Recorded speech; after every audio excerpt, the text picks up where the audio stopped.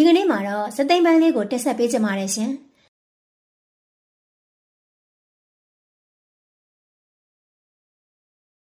မင်းကြီးကဝါကျင်ကိုခေါ်တွေ့ပြီးဘာလို့နှောက်ဆက်တာလဲမေးပါတယ်ဝါကျင်ကမိုးခေါင်ရင်ညစ်တွေပြင်ဆယ်ရီဆောင်ပြီးရေတူလောင်ရမှာဆူတောင်းနေုံနဲ့မရဘူးလို့ပြန်ပြောလိုက်ပါတယ်မင်းကြီးကရုပ်မှန်လိုက်ပါတယ်ဝါမိသားစုတွေကိုမြောက်ပိုင်းကနေပြန်မလာစေရလို့အမိန့်ချလိုက်ပြီးသူတို့ကိုရေးမဲ့ပတ်စံကိုညစ်တွေပြင်ဆယ်ရီဆောင်ပြီးမင်းအပြစ်ကိုပေးဆက်ပါလို့ပြောလိုက်ပါတယ်အမိန့်မနာခံရင်ကြံခဲ့တဲ့မိန်းမတွေအကုန်တက်ပြစ်မယ်လို့ပြောလိုက်ပါတယ်အနံကျင့်ပြီးရက်ဆက်တဲ့ဘရင်မှာဝါကျင်ကစိတ်တွေလွင့်ပြီးအိမ်ပြန်လာပါတယ်သူ့အိမ်မန်းချက်ပြေကမှရိုက်ချုပ်ခံလိုက်ရပါတယ်အဖိုးနဲ့ဦးလေးတွေကိုပေးခိုင်းတဲ့ဂတိပြတ်သွားလို့နောက်တရနေပါတယ်ဒီတစ်ခါပေးတဲ့အမိန့်ဟာဝါကျင်ကိုအယုတ်ကျိုးပြတ်ဖြစ်စေပါတယ်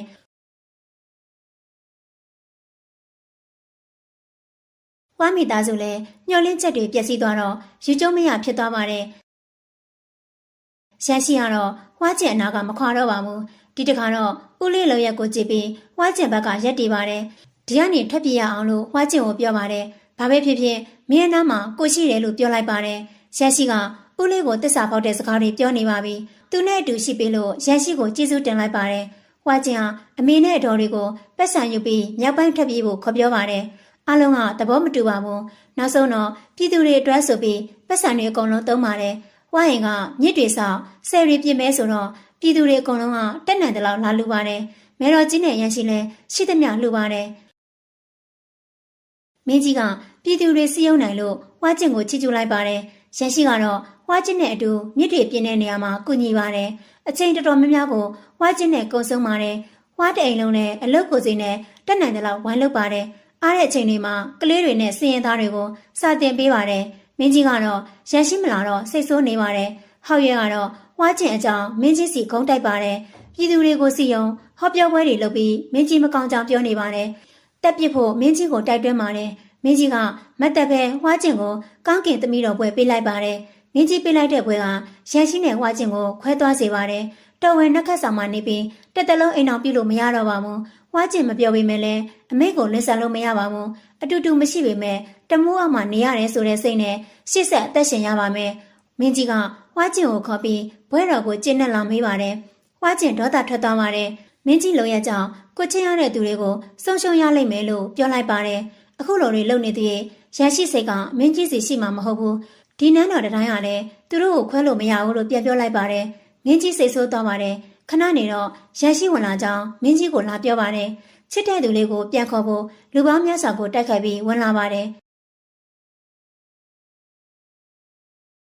မင်းကြီးကရက်ကြည့်နေပြီးမင်းကြောင်ဆိုပြီးဝါကျင်ကိုပြောနေပါတယ်ရန်ရှိကအသက်ရှင်နေသေးတိုက်ခိုက်မယ်ဆိုတဲ့စိတ်နဲ့ဝါကျင်စီဆက်လာနေပါတယ်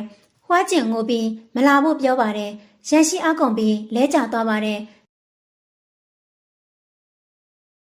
မင်းကြီးကရန်ရှိကိုအဆောင်ထဲပိတ်ထားဖို့ပြောလိုက်ပါတယ်ဝါကျင်ကတော့ဟောက်ရဲ့လက်အောင်ငယ်သားဖြစ်ပြီးတော်ဝင်နှက်ခတ်ဆောင်မှာနေရပါတယ်ဟောက်ရဲ့ကသူ့အာဏာကိုအသုံးချပြီးနန်းတော်ထဲကိုလှုပ်ဝက်ပစ္စည်းတွေတည်ဆောင်ပါတယ်ရန်ရှိကမတင်ကားလို့လက်အောင်ငယ်သားခေါ်ပြီးစောင့်ကြည့်ခိုင်းပါတယ်သူကတော့အခန်းထဲကထွက်လို့မရပါဘူးဝါကျင်ကဟောက်ရဲ့မိရှုမိပန်းနေလုံနေတာမတင်ကားလို့ရန်ရှိလူတွေကိုခေါ်ပြောလိုက်ပါတယ်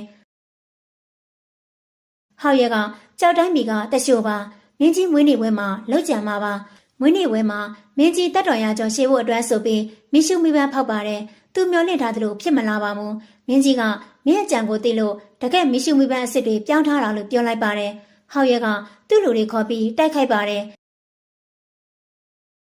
ရန်ရှိအချိန်မီရောက်လာပြီးမင်းကြီးကိုကဲလိုက်ပါတယ်မင်းကြီးကတော့ရန်ရှိလာလို့ကျဉ်တ်နေပါတယ်ဟောက်ရဲလူတွေအသက်ခံလိုက်ရပါတယ်